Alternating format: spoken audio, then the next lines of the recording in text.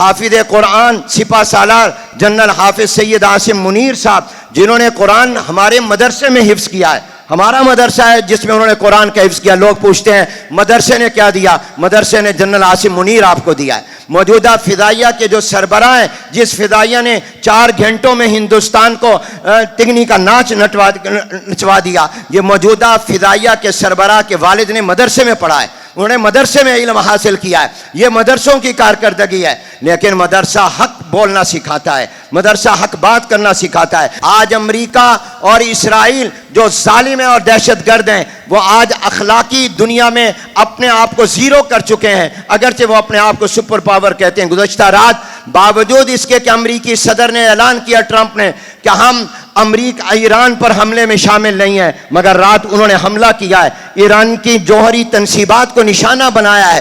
جو دنیا کا اپنے آپ کو صدر کہتا ہے وہ جھوٹ بولتا ہے، وہ دھوکہ دیتا ہے، وہ غداری کرتا ہے. اور مجھے دکھ ہے کہ پاکستان کی گورنمنٹ نے اس کے لیے امن کے انعام کی تجویز دی ہے اور سفارش کی ہے. میں سمجھتا ہوں اس کو امن کا نوبل پرائز نہیں ملنا چاہیے، اس کو جنگ اور دہشت گردی کا انعام ملنا چاہیے.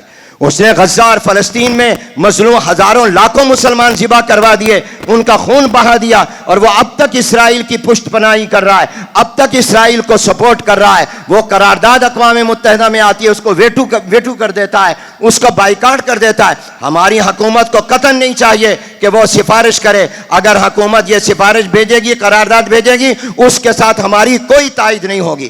آج عالم اسلام کا المیہ یہ ہے کہ ان کے حکمران اور طرف جا رہے ہیں، ان کی عوام اور طرف جا رہی ہے. حق بات ہر جگہ کہنی چاہیے. انشاءاللہ موقع ملا تو یہ بات آرمی چیفز کی خدمت میں بھی عرض کروں گا اور وزیر اعظم کی خدمت میں بھی عرض کروں گا. ہمارے ملک کو اللہ نے جو فتح عطا کی، ہماری افواج کو جو اللہ نے عزت عطا کی،